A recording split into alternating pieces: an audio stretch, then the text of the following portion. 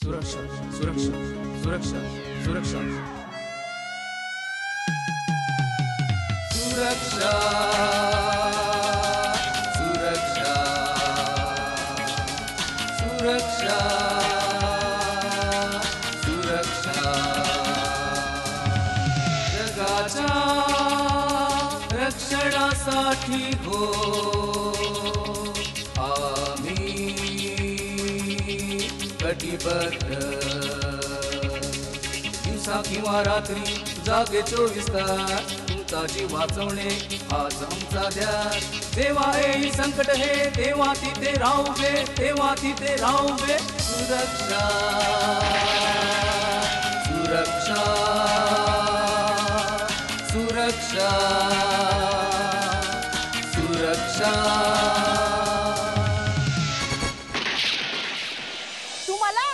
तुमच्या कष्टालाच बघते ना का अव घरात थोडा पैसा यायचा अवकाश हो थोडा पैसा यायचा अवकाश की बाबानं सुरू केलं लगेच दारूच्या पार्ट्या पत्त्याचा डाव सगळं करण्यात आयुष्य जाणार या माणसाचं लई बोलतीस बाबा तू आता लई मी बोलणार आहे सुनीता तुझ्या दुःखात मी सहभागी आहे अगं पण हे घडलं कसं सगळं पोलीस म्हणत होते ऍक्सिडेंट झाला म्हणून अगं पण पोलीस सांगतायत म्हणून तू गप्पा बसणार आहेस का हॅलो हॅलो चंद्रशेठ हा तुम्हालाच फोन करणार होता आता अहो नाही तसं काही नाही कामाच्या गडबडीत जरा विसरून गेलो अहो चंदूशेठ तुमचे पैसे सगळे देणार आहे मी व्याजासकट परत करणार आहे मी काय सांगणार तुमचं काही काम होतं का सुधाकर साहेबांकडं ए तुला काय माहित आहे का सुधाकरनं माझ्याकडून 2 लाख रुपये घेतलेत व्याजानं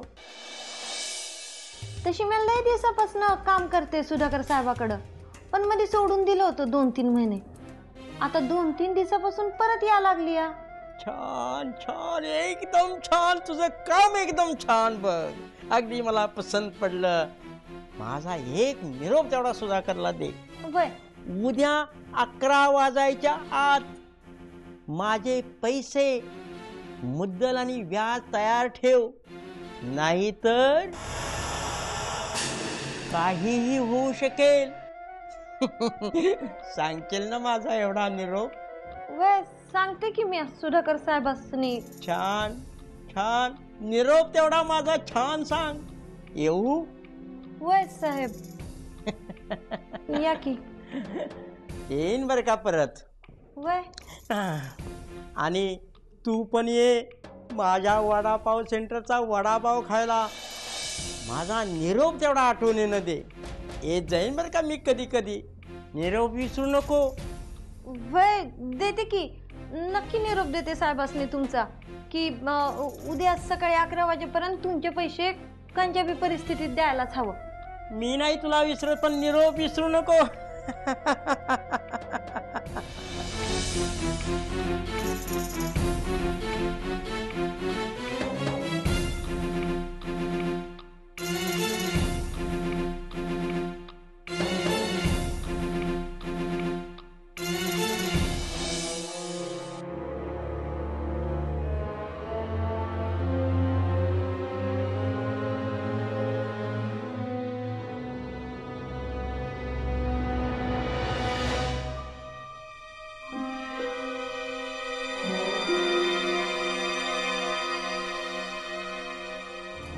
साहेब ज्यूस ठेव ना खाली ठेव नाही पीत बरं ये ना बस इथे नाही नको अगं बस ग मी काय सांगतो ते ऐक बस आओ आणून अगं. दे ना. नाही नको ना ठीक आहे नको ना राहिलं बोल साहेब हा अहो मी असं सांगायचीच विसरले सकाळी तो चंदू शेट आला होता चंदूशेठ इथं आला होता वय काय बोलला तो लई कावला होता म्हणत होता की तुम्ही त्याच्याकडनं 10% याजानं पैसे घेतलेत ना का 2 लाख रुपये हो हो उद्याच्या उद्या त्याला पाहिजेत म्हणला ते माहितीये का मला अगं पण पैसे मी त्याच्याकडनं घेतलेत त्यानं तुझ्याशी बोलायची काय गरज होती व्यवहार माझ्याशी झालाय म्हणलं त्यांनी माझ्याशी नको बोलवलं अहो पण एवढं काय आता तुम्ही गावाला गेला होतात ना का तुम्ही नव्हता घरात मी होते म्हणून बोलला माझ्याशी. ठीक आहे, आणखीन काय म्हणाला तो? तो म्हणत होता की उद्याच्या उद्या जर का त्याचे 2 लाख रुपये याजासकट नाही ना दिले तर तो काय बी बरं वाईट करल जीवाचं. हो का? अच्छा, म्हणजे हा माझ्या जीवाचं बरं वाईट करणार. ठीक आहे, मी त्याला नंतर बघून घे. सुनीता, अजून काही म्हणाला का तो? बोलायला तर लई बोलणार होता साहेब तो, पण माझ्या समोर एवढंच म्हणला की उद्याच्या उद्या त्याला त्याचे पैसे पाहिजे म्हणजे पाहिजे. सुनीता, अगं मी पैसे देणार नाही असं कधी म्हणालोय का? पण काय करू, हा शेताचा व्यवहार मनासारखा होतच नाही ना. सगळेजण शेत मागतायत, त्या किंमत अगदी पार खाली पडून जीव अगदी नकोसा केला बघेन. साहेब, हा, माफ करा पण एक विचारू का? विचार.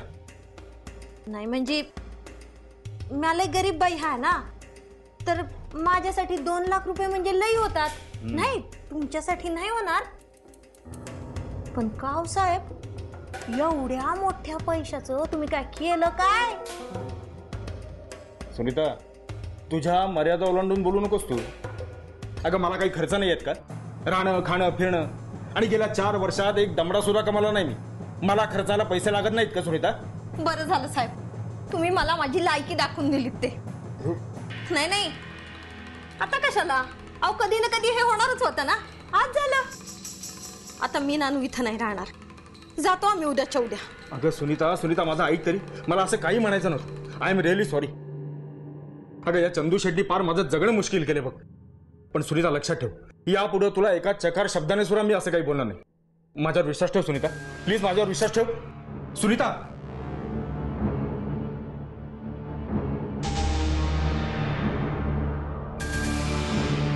सुरक्षा सुरक्षा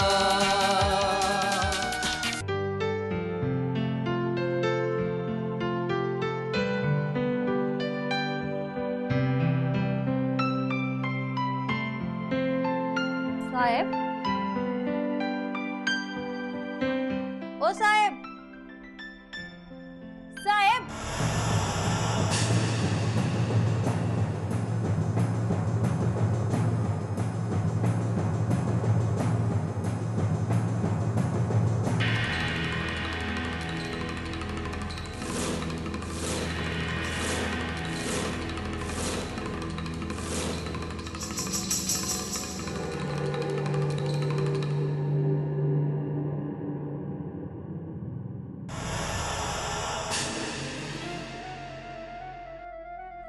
हॅलो,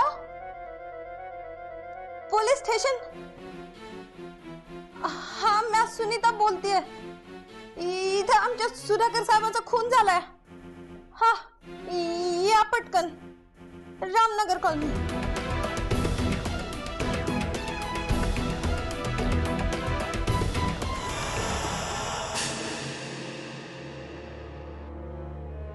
चेक करा, तुम्ही इथे वा.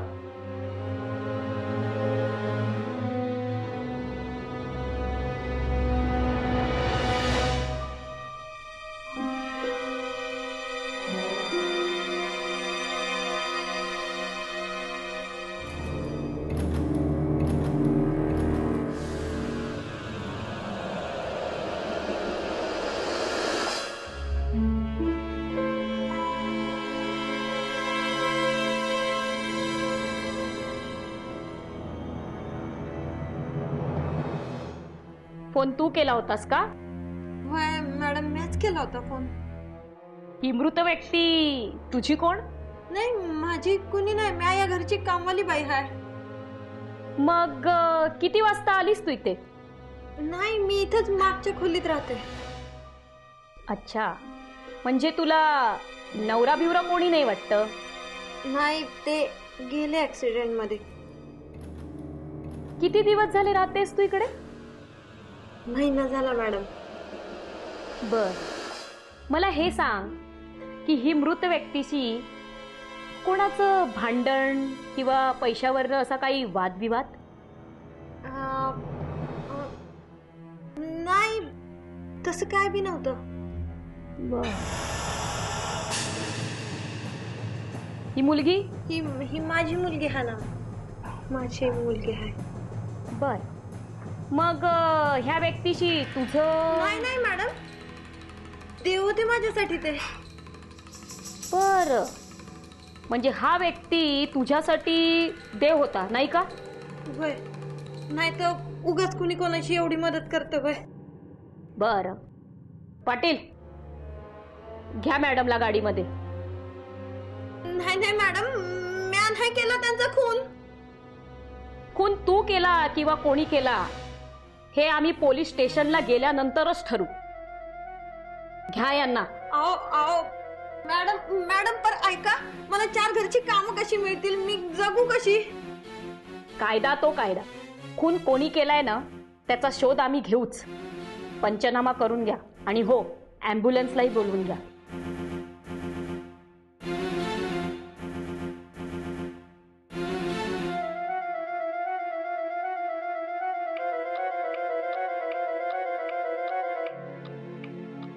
नाव काय? सुनीता. संपूर्ण नाव विचारलं बाई.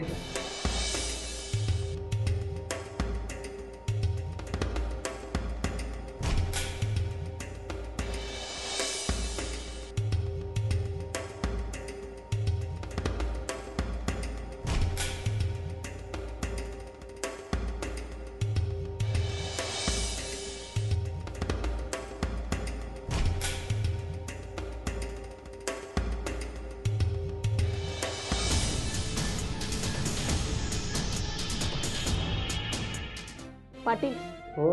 रिपोर्ट पाहिला हा? हा ना. ह्या रिपोर्टमुळेच आपल्याला मदत झाली त्या गुन्हेगारापर्यंत पोहोचण्याची. हो. जर हा रिपोर्ट नसता मिळाला तर कदाचित आपण त्या गुन्हेगारापर्यंत पोहोचलो देखील नसते. हो. पण मला हे कळत नाही, जेव्हा आपण त्या पाटीलच्या घरी गेलो होतो तेव्हा तिथे ती सुनीताही देखील होती. हो. त्या सुनीताचा चेहरा पाहिला तू? हो मॅडम, घाबरल्यासारखा चेहरा होता तिचा.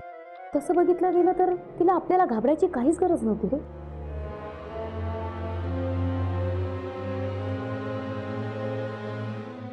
या सुनीताबाई या. कशा आहात तुम्ही?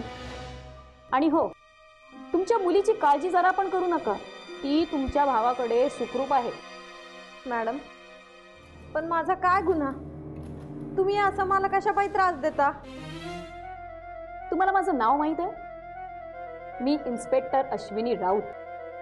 राऊत म्हणतात मला. आणि माझ्या नजरेतून आजपर्यंत कुठलाही गुन्हेगार सुटलेला नाही. देवा शपथ, देवाची आण घेऊन सांगते, मी सुधाकर साहेबाचा खून नाही केलेला. अगं पण मी कुठे असं बोलले? अगं पण त्या खुनाशी तुझा काहीतरी हितसंबंध आहे हे मात्र नक्की, आणि ते तू आम्हाला सांगत नाहीयेस. म्या निर्दोष आहे मॅडम. अहो माझी पोरगी आहे, जरा त्या पोरीकडे तरी बघा. माझ्या बिगर ती कशी जगल? का त्या स्कीम मध्ये जात असताना तुला तुझ्या मुलाबाळांचा विचार नाही झाला? असं कसं म्हणता मॅडम? असं कसं म्हणता? अगं ह्या पोस्टमॉर्टम रिपोर्टमुळेच म्हणते मी.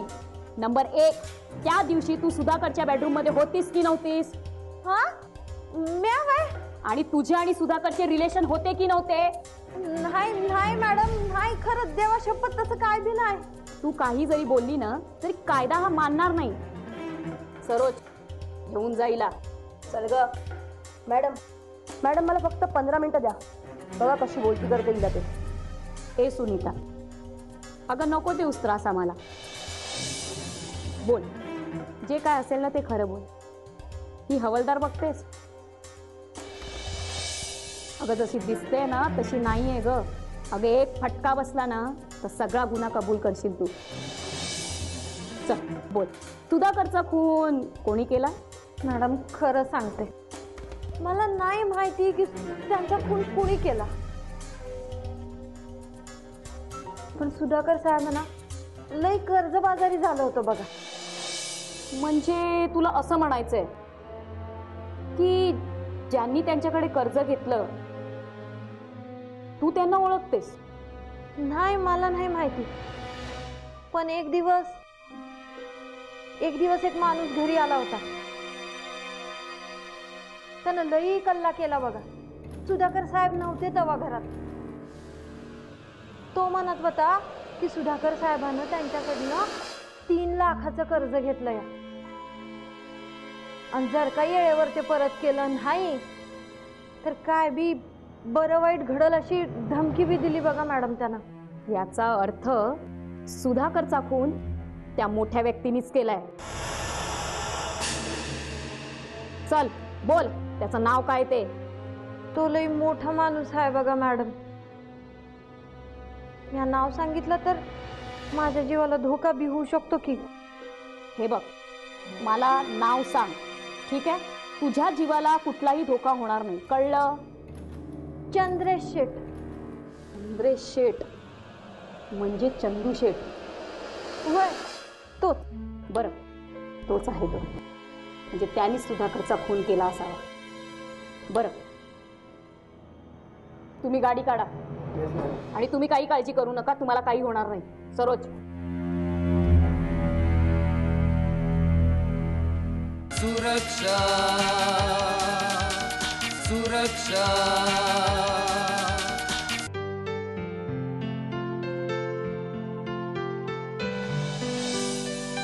अरे वा वा वा इन्स्पेक्टर साहेब, आज आमच्या घरी. आता तुम्ही आमच्या घरी चलायचं. तुमच्या घरी? असा मी काय गुन्हा केलाय? कसं आहे माहितीये का, लग्नपत्रिका तुम्ही आमंत्रणासाठी वाटता, पण आम्हाला बिना लग्नपत्रिकेचं तुम्हाला आमंत्रण द्यायची पाळी आली. अरे पण मी असं काय केलंय? काय केलंय ते कळलं. तुमच्याकडे अरेस्ट वॉरंट आहे शेठजी तुमचं. माझ्यावर वॉरंट? राजेश, राजेश आपल्या वकिलांना फोन. तू आर्ग्युमेंट करू नका. पाटील उचला यांना. वॉरंट? राजेश, राजेश आपल्या वकिलांना घेऊन ये पोलीस स्टेशनला. घेऊन ये पोलीस स्टेशनला. घेऊन ये. पकडा रे त्याला.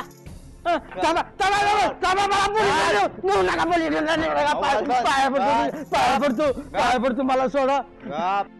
त्या सुधाकरचा खून मॅडम मीच केला.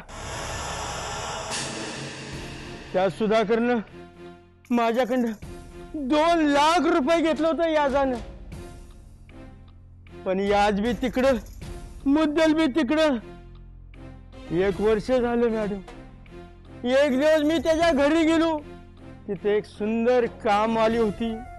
विचार केला, म्हणलं मुद्दल पैसा काम आली तरी, पण नाही, सुधाकर आपल्याला आडवा येणार या विचारानं पहिला सुधाकरला संपाबाई असा विचार केला.